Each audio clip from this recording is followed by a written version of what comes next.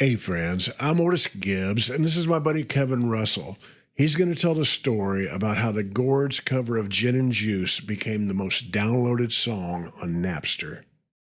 92, 93, I go home for Christmas to Denton, Texas, where my folks were living at the time. And my baby sister, Erin, she was my music buddy. Me and her always traded music, talked music. She turned me on to so much great stuff. She's just voracious music listener. And she played me this song, Gin and Juice, like this guy Snoop Dogg. And to be quite honest, you know, at the time in the early 90s, I was like a lot of white people. I was afraid of gangster rap because a lot of white people were really scared of that. And it was happening. I remember there was some kind of like urban legend that on this given weekend, the Bloods and the Crips are going to be out, and they're going to have their brights on. And if you flash them, they're supposed to kill you. It's like an initiation ritual. And I remember and people were like, "Oh my God, don't flash anybody."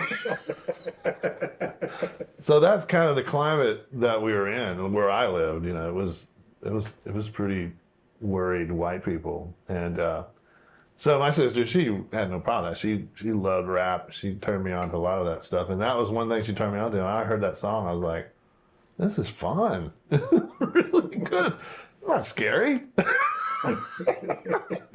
And I was like, I just got to find a way to do this song. You know, Johnny Cash was in my head because he often said it didn't matter what kind of song it was. If it was a good song, I want to learn it. I want to know it.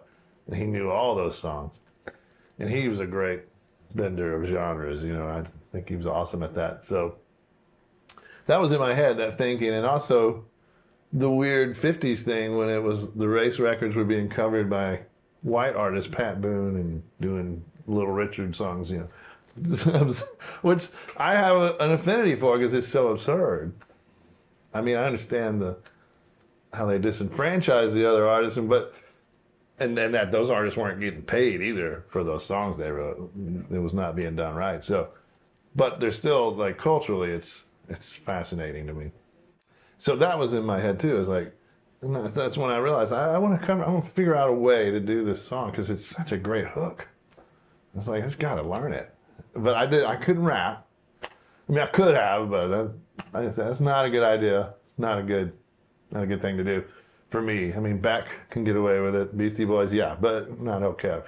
So I was like, I got to find a way to sing and then I had to like listen to the record. I didn't have a computer or anything. I just wrote the lyrics down as best I could understand them. And I didn't know what Mackin meant at the time. I had no idea. Like, what is he saying? Macking? This is the truth, you know. And I had those lyrics sitting on my dining room table for months. They're just sitting there. And every now and then I'd sit down, try and think of something. And then one day I had the chorus. The chorus was easy because there's a melody to that chorus. And so it was just A and D, just two chords over and over. And I thought, that's great. If I can just find a way to get these verses down, this is going to be awesome. I knew how awesome it was going to be if I can get it. And sure enough, one day it came out, that melody, just like it is, you know. So much drama in LBC. It just came right out like that. I was like, that's it. I recorded it, and I played it for the first time. We had a sound person at the time. Archie was his name. He was the old sound guy from Electric Lounge, the club we used to play. And he became, after Electric Lounge shut down, we hired Archie as the Gourds sound guy. Anyway, it was his birthday, and he was having his birthday at Waterloo Ice House, which is right next to Waterloo Records, or it used to be. And he hired me, and he said, I want you and Jimmy to come, and you each do a solo set, you know, and let's have some fun. I was like, okay. So me and Jimmy were like, I think a sort of little, you know, brotherly competition to the whole thing. And we were both going to, you know, try and upstage the other one, I think was the idea. It was in a fun way. And Jimmy did some great stuff that night. He might have even done his Ziggy Stardust cover, which was brilliant. But I got up there and did Gin and Juice, and it was just...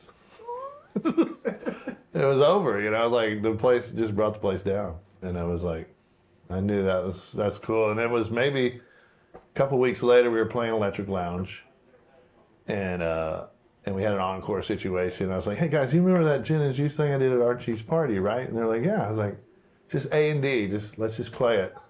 Just follow me." And they're like, "All right." And it was bedlam. And I think we all looked at each other like, "Oh shit, is this a good thing or a bad thing?" And began our sort of love-hate relationship with that, because we're like, you sometimes, for people like us, you don't know, like, if you're being, like, I don't want to be a member of a club that would have me, like, you're like, is this too good of a song? Like, maybe we shouldn't do it. There was, from the beginning, there was some hesitation, but eventually it became a local hit, like the shows, it doubled our crowd immediately. I mean, word of mouth spread quickly about that song in Austin. So in our, at the time, Watermelon Records wanted us to record it. We were working with them. I think there was a licensing deal between the Dutch label we were on and them. And they were like, "We should record this song right now and get it out." And I was like, yeah, we should. So we did. Made a little EP for them and had that song on it, Ziggy Stardust, a few other things. And then Watermelon went bankrupt. So that recording, the master recording of Gin and Juice, it was released. We didn't do a censored version. They wanted us to, but we were like, nah. It's kind of that's not the point of the song, If you censor it, it's kind of it's kind of lame. And I understand radio's not going to play it, but maybe we don't radio to play it. Radio should play it, but if radio's not going to play it on our terms, then fuck radio. That was our attitude. Always the Gourds were like, we'll do it our way. That's how Jerry Jeff did it, supposedly. Those outlaw guys. Outlaws. I don't know. Anyway, we weren't going to cotton to that. And they were disappointed, but that's the way we did it. Then it got stuck in the bankruptcy hearings, and we couldn't do anything with that master recording until legally that mess was cleaned up. And in that couple of years that the bankruptcy stuff was going on, Napster, this thing called Napster appeared, and I just got my first computer. And fans of mine, started messaging me, like, "Hey man, your song is on Napster, but it's under Fish, or it's under Widespread Panic." I was like, "That's weird." Fish? I was like, I had heard of Fish. It was kind of a perfect storm, because a lot of people, this is the internet, early days of internet music, so a lot of people had heard of Fish. They knew about Fish, but they'd never actually heard the music of Fish. It was kind of hard to find back then. There were like bootlegs and stuff. Hippie kids in Colorado all had it, but like kids in Texas didn't have Fish. Kids in Alabama, they didn't. Most of them had never heard Fish, but they knew of Fish. So when the Napster thing happened, it was so badly labeled. You could have it on your file, and you could call any music. That's what I called Napster. Because when I didn't know how else to get hold of them, so I got their phone number, and I called them, and I talked to somebody at Napster in San Francisco, and I told them who I was and what it was about, and they're like, "Oh yeah, man, we're not a content provider, we're an indexing service." And I was like, "So you say I can call, if I could put the Leonard Skinner catalog under my name?" And he's like, "Yeah, you can call your file whatever you want." I said, "That's stupid, don't you think?" They're like, "I don't know." I was like, "No, it's really dumb." And what, we all realized by then was whatever, it was always mislabeled, everything. I could find Temptation songs under Smokey Robinson. It was horrible. It was all wrong. So that was the part of it. That's the worst thing they did. Their worst contribution to music is they almost completely destroyed the music business at the time. It was cut by half after that Napster and peer-to-peer stuff, Kazaa and all that. And they all had the same problem, which is the mislabeled, everything was wrong. Did you know how many times that was downloaded? It was the most downloaded song for a couple of years. Yeah, the Fish one, people understood it was Fish, or they thought it was Fish. But again, they'd never heard Fish. If you'd ever heard Fish, you know that's not Fish. I mean, Trey don't have a voice like mine. Come on, y'all. Were people at fish shows shouting for They gin were. and juice? They were. In fact, yeah, I can't remember this guy's name. He played bass with Fish. I should know his name, but he came. We played the Higher Ground, their club in Vermont. The Gourds did. He came to the show, and he came backstage, and he apologized. He's like, man, I'm really sorry about all that. He's like, we don't like it either because people were chanting gin and juice with her. And I was like, dude, it ain't your fault, man. You don't have to apologize. I mean, it was really nice of him. He was very sweet. And yeah, so that had a life of its own. It still has a life of its own. It's been under, you can find it under every wrong artist. I found it under Garth Brooks. I found it under Charlie Daniels, you know? Yeah. So, you know, we never really got our due for it, but we didn't really want our due either. So we kind of made our own bed. Not that we knew peer-to-peer technology was going to emerge and disrupt the entire music business, but that's what happened. Did you ever meet Snoop Dogg? I never met him.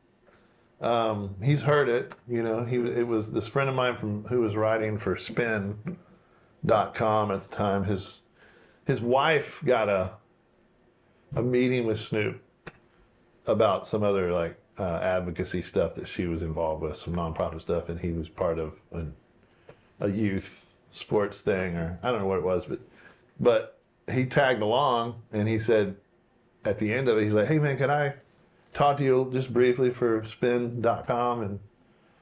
And so he talked to Snoop about it, and he you know, Snoop he went on this whole thing about how hip hop had taken over the world. And he said, there's nothing hip hop has not. We've touched every kind of music except maybe country music and opera, you know. And the guy was like, well, have you ever heard the Gourds? And he's like, he played the song for him, and you could see this little twinkle in his eye. He's like, we've got it, country hip hop. And then he's like, is this a real band? He's like, what is this? It's hilarious, you know. So, and then when Jimmy Kimmel first started, his first season on the air, he had Snoop Dogg, the first week of his shows, he had Snoop Dogg as his guest host. He was with him, like his Ed McMahon type of guy. And we got a call from the Jimmy Kimmel show. They called me at my house, and they're like, You're the guys, y'all do the guys that do gin and juice, right? I was like, yeah. And we want you to come on the Jimmy Kimmel show. Snoop Dogg is on there. We want y'all to come on and play gin and juice. And I was like, great. When do you want us there? And they're like, can you do it tonight? I'm like, man, I'm in Austin, Texas. I'm not in Los Angeles. And they're like, oh well, forget it. I was like, well, let's work something. Click, you know. I was like, wow, did that almost just happen? It would have been so great. Send us a private jet. I know, yeah, we'll do it. I'm there. I mean, tomorrow. We could get there tomorrow, not tonight. But